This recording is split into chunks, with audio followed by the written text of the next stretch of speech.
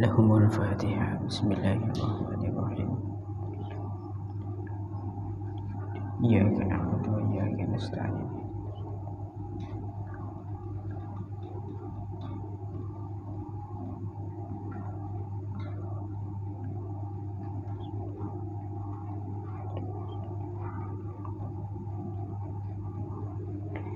Bismillahirrahmanirrahim.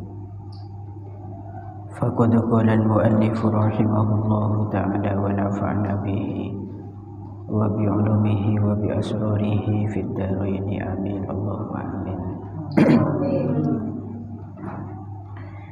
Bismillahirrahmanirrahim. In wujidat syurutul ijbari bi kauniz zawjati ghayra mawtu'atin bi qubul. In wujidat lamun den temu apa syurutul ijbari piro-piro syarate maksa. Apa syurutul ijbari piro-piro syarate maksa. Bi kauniz zaujati gambarane anane bojo wadon. Jadi baknya di sini bak litaswir gitu ki, atau bak musawwarah. Bi kauniz zaujati gambarane anane bojo wadon. Iku ghairu mawtu'atin ora den jima bi kubulin ono ing dalam kubul atau dalan ngarep. Bi kubulin ono ing dalam dalan ngarep. Wa antu zawwajah lan yento den rabi'aken sapa az-zaujah. Lan yento den rabi'aken sapa az-zaujah bi kuf'in kelawan lanang kang sepadan. Bi kuf'in kelawan lanang kang sepadan bi mahri misliha kelawan mahar padane az-zaujah. Kelawan mahar padane az-zaujah min naqdil baladi saking duwite negara. Min naqdil baladi saking duwite negara. Wasayyibu utawi rondo iku la yajuzu ora wenang liwaliha kaduwe waline as-sayyib apa tazwijuha ngerapiaken sayyib. Apa tazwijuha ngerapiaken sayyib illa ba'da bulughiha angin ing dalam sawise balike as-sayyib wa idniha lan idine as-sayyib. Wa idniha lan idine as-sayyib nutkon kelawan pengucap la sukutan ora kelawan menang. Nutkon kelawan pengucap la sukutan ora kelawan menang. Bismillahirrahmanirrahim. Tetap dalam persoalan masalah ijbarin nikah, yaitu memaksa seorang perawan untuk menikah. Tentunya kita sudah tahu bahwa yang dimaksud memaksa di sini bukan maksa secara umum yang seperti kita ketahui, akan tetapi paksaan di sini artinya menikahkan seorang perempuan tanpa melalui izin darinya. Ini yang dikatakan memaksa. Lah ini bagi seorang wali nikah, baik bapak atau mbah, jika bapak sudah tidak ada, itu boleh menikahkan putrinya yang masih perawan apabila syarat-syarat memaksa sudah terpenuhi. Oleh karenanya di sini nanti dijelaskan tentang beberapa syarat-syarat paksaan. Di sini ditafsiri aillati tustaratu li sihhati nikahil ijbar wallati tustaratu li jawazil ikdam. Jadi dalam pembahasan nanti ini ada dua perincian syarat. Yang pertama itu syarat sahnya nikah. Syarat sahnya nikah dengan jalan paksaan. Yang kedua syarat bolehnya menjalankan pernikahan. Ini dua hal yang beda. Yang pertama syarat yang menjadi sahnya nikah. Yang kedua syarat diperbolehkannya untuk menjalankan pernikahan. Ini kan beda kan? Yang pertama nanti konsekuensinya jika salah satu syaratnya hilang, maka nikahnya di situ batal. Kalau yang kedua jika dilanggar nanti, maka nikahnya sah tapi dosa. Ini yang pertama, yaitu syarat sahnya nikah dalam bentuk ijbar, berarti memaksa. Yang pertama, alla yakuna bainaha wa bainal abi awil jaddi adawatun dhahirah. Reng bini praban nikah oleh ekabin paksa. Syarat yang pertama, tidak boleh ada permusuhan antara putri yang mau dinikahkan dengan bapak selaku wali. Ini tidak boleh ada permusuhan secara dohir. Dohir yang dimaksud di sini gambarannya semua keluarganya sudah tahu bahwa ada konflik antara anak dan bapak. Itu tidak boleh.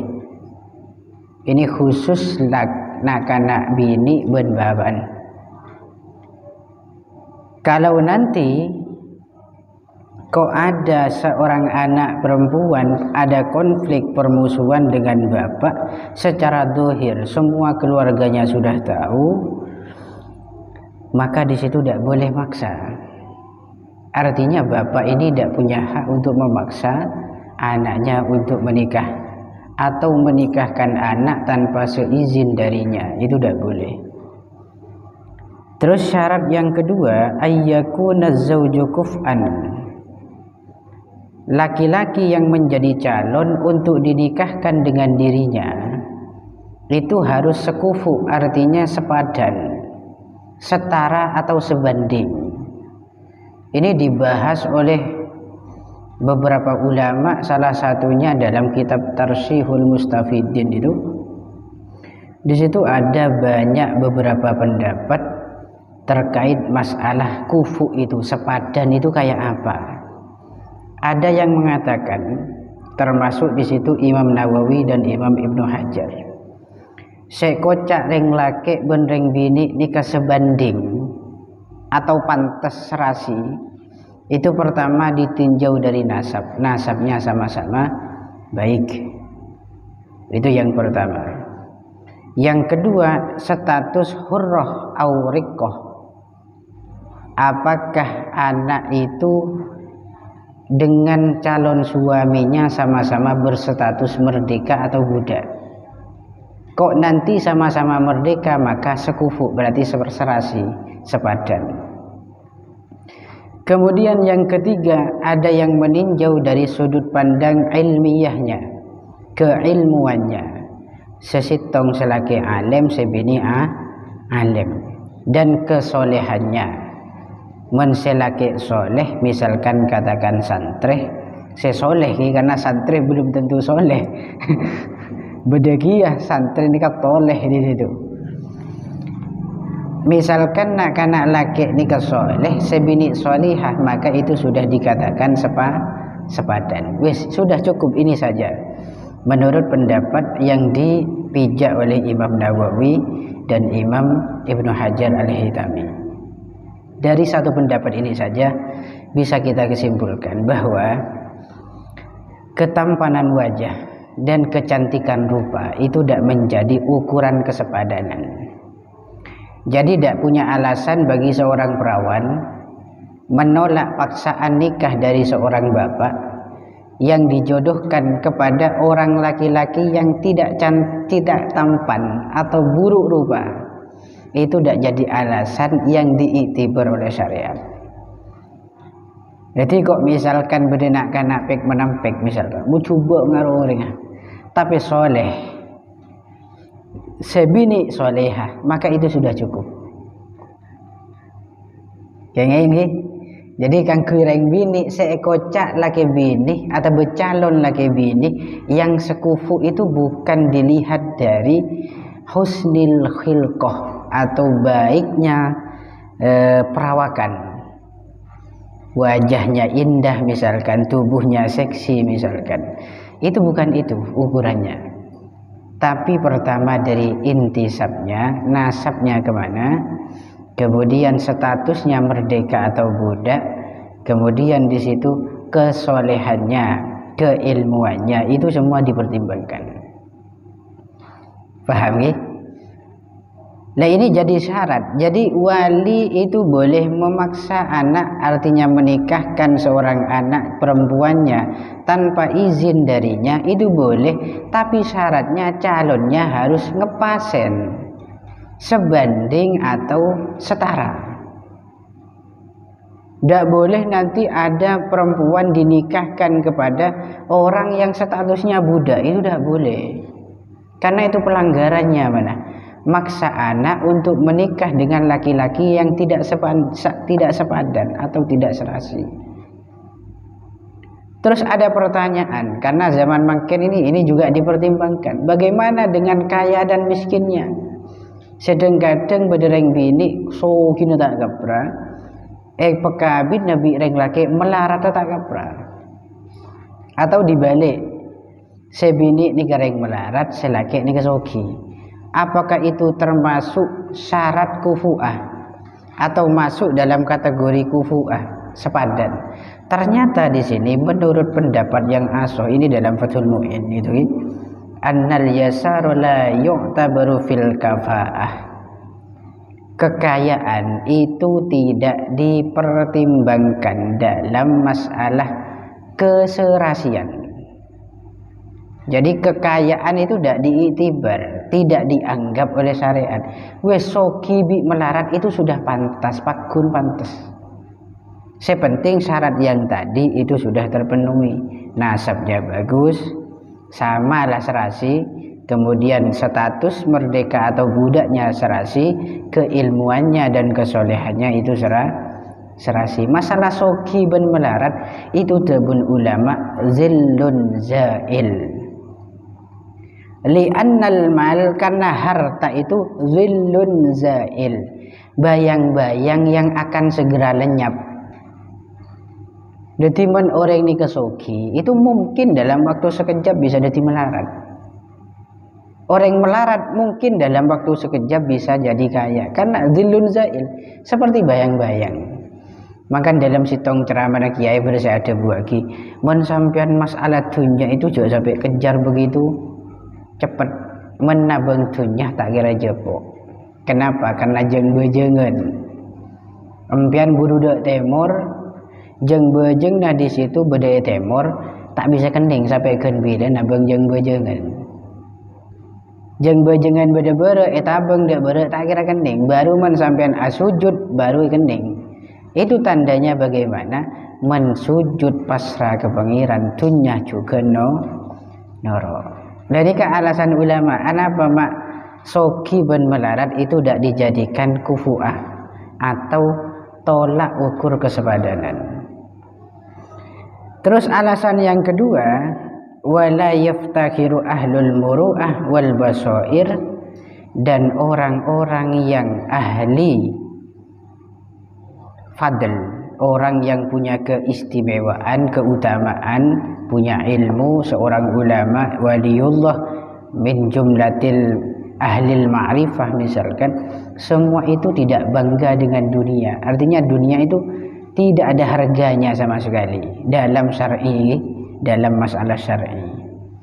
Namun tidak bisa dihilangkan ada sebagian pendapat yang lain, termasuk muqabilul asoh, perbandingan pendapat yang asoh, yang menyatakan bahwa kaya itu dianggap kufu'ah. Berarti berdecukan ulama saya nganggap ia ben orang nikah soki pantas ben orang bini soki. Ben orang nikah melarat ia pantas ben deng laki saya melarat dan seterusnya. Ini ada juga pendapat yang demikian, tapi ini lemah, lebih benar yang tadi. Itu okay? Ini syaratnya harus dinikahkan dengan seorang laki-laki yang setara. Wa ayyakuna musiron bihadis sidak atau sodak walau hukman. Syarat berikutnya, seorang wali ini berhak memaksa anaknya untuk menikah, yaitu suami yang menjadi calon itu harus mampu ketika dalam kondisi penyerahan mas kawin, mampu menyerahkan mas kawin saat akad nikah. Ini menjadi syarat, walaupun mampunya itu hanya sekedar hukman, secara hukum. Contoh secara hukman itu misalkan bade nak kanak gini kabin ben baban nak kanak gini ini laki nikah akabin ben nak kanak bini. Sejelas karena anak kecil itu kan tidak berhak punya uang, iya kan, tidak diiktibar, tidak berhak memiliki sesuatu. Oleh karenanya walinya yang menyerahkan mas kawinnya atas nama anak kecil itu. Ini yang dimaksud mampu secara hukum. Menak kanak kini negatibi ini kan tak mampu, hakikatnya tidak punya uang. Tapi karena walinya yang memberikan mas kawin atas nama anak kecil tadi, sang suami tadi, maka di situ tetap dianggap mampu. Tapi secara hukum itu pun tidak masalah. Gitu, ini syarat berikutnya. Kemudian wa alla yakuna bainaha wa bainaz zawji adawatun la dhahiratun wala batinah. Syarat yang terakhir, calon istri itu tidak boleh ada konflik permusuhan dengan calon suami, baik secara dohir atau secara batin.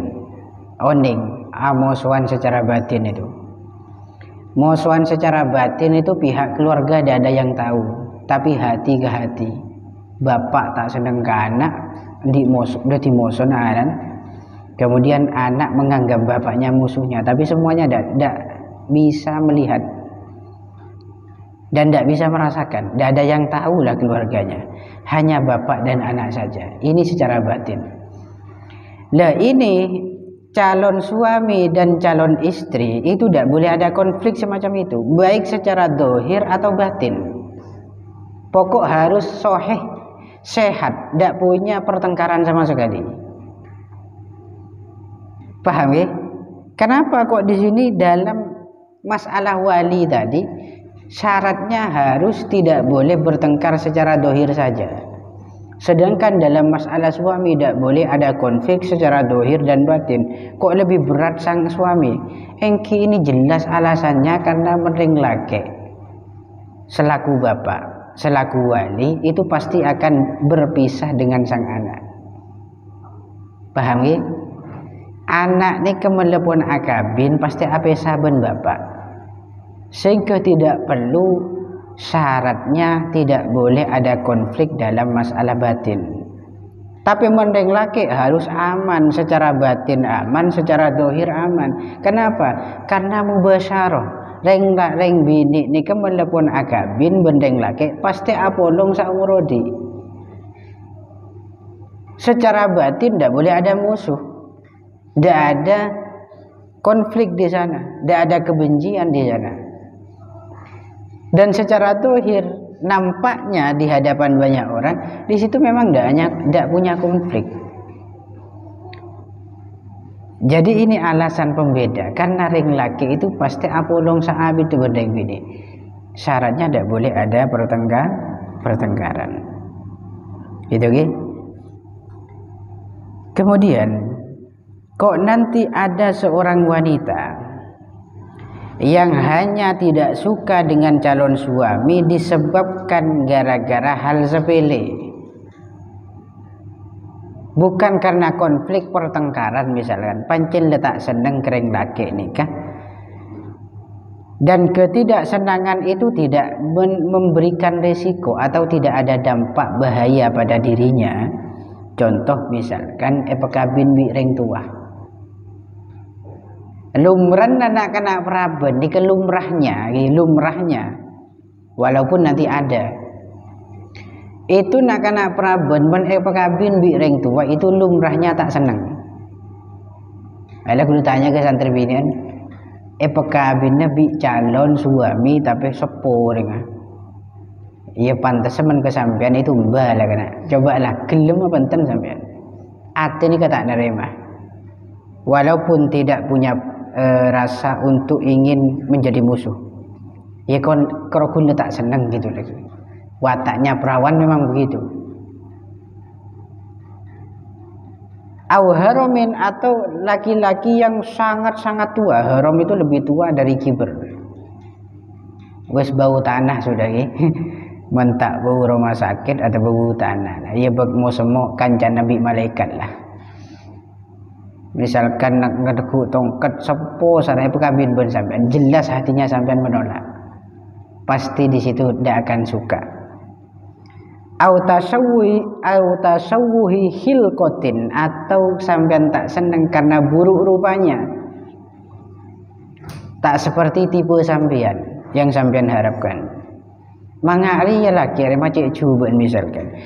Kalau demikian maka tidak ada pengaruh apa-apa. Penolakan sampean, misalkan sampean tidak setuju, itu tidak merusak hukum ijbar.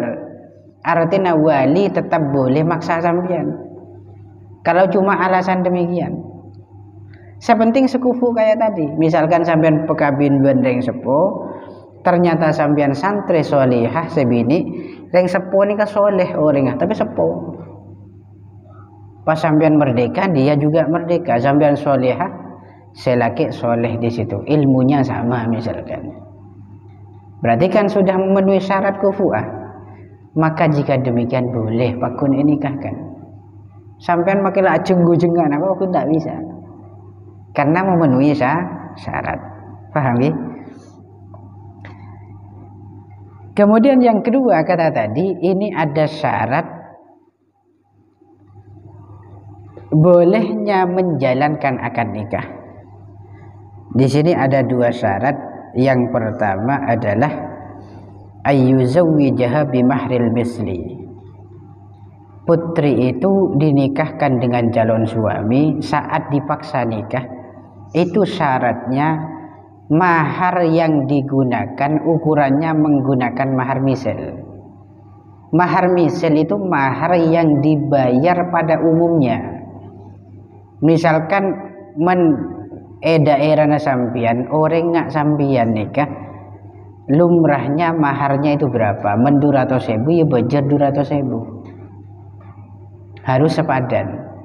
Artinya sepadan sesuai dengan tradisi yang ada. Itu syarat yang pertama. Kemudian yang kedua wa ayyakuna halan. Mahar yang diberikan itu harus kontan, tidak boleh dicicil, tidak boleh muajjal. Sambil boleh karena menkabin zaman makin cicilan itu jarang gitu gitu. Walaupun tradisi itu tidak ada kayaknya pun. Khususan di daerah kita kayaknya. Qabiltu nikahaha wa tazwijaha bil mahril mazkuri naqdan atau muajjalan itu kan tidak ada. Rata-rata halan kontan. Atau saya terima nikahnya ini bin ini dengan mas kawin sekian dibayar hutang misalkan atau dibayar cicilan. Itu udah ada kayaknya di zaman sekarang. Kecuali memang nanti ada tradisi demikian, maka boleh ikutkan secara menyesuaikan tradisi yang ada. Pun min naqdil balad. Kemudian syarat berikutnya, ini ada 3 syarat berarti. Uang yang digunakan untuk mas kawin itu diambil dari uang atau mata uang yang biasa dipakai di daerah itu. Men kaanto biasa ngangkui rupiah berarti ngangkui rupiah, jangan pakai dolar atau pakai ringgit, itu jangan, karena lumrahnya di sini itu mata uangnya rupiah. Nah, ini beberapa syarat yang harus dipenuhi. Artinya untuk kesuksesan seorang wali berhak memaksa anak-anaknya. Pun sekarang masuk dalam persoalan janda. Wasayyibu la yajuzu li waliha tazwijuha illa ba'da bulughiha wa idniha. Untuk seorang perawan, seorang janda, tidak boleh bagi walinya menikahkan dirinya kecuali setelah dirinya itu balik, dan kecuali setelah mendapat izin darinya.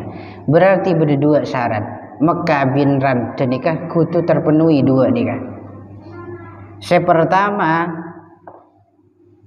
kudu balik, karena ran nikah berdua juga beda nak kanak kini tapi ran pun beda nak kanak tua tapi ran ya sebanyak di situ tua tapi ran.